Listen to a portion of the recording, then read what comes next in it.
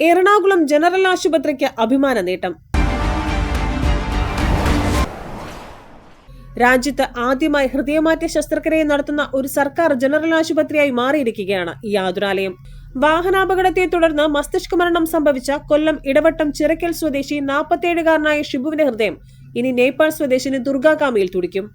Thiruvananthapuram medical കോളേജിൽ നിന്ന് ഉച്ചയ്ക്ക് 3 മണിക്ക് എയർ ആംബുലൻസിൽ ഹൃദയം കൊച്ചിയിലെത്തിച്ചു.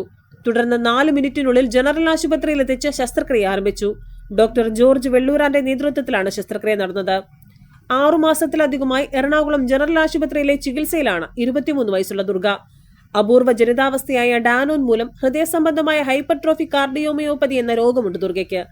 ഒരു സഹോദരൻ മാത്രമാണ് ദുർഗയ്ക്ക് ഉറ്റവരായുള്ളത്.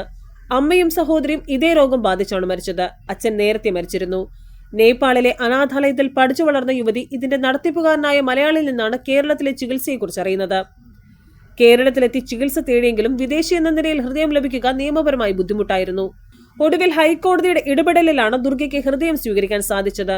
ഹൃദയത്തിനു പുറമെ ഷിബുവിന്റെ 2 വൃക്കകൾ, കരൾ, 2 നേത്രപടലങ്ങൾ, ചർമ്മം എന്നിവയും ദാനം ചെയ്യും.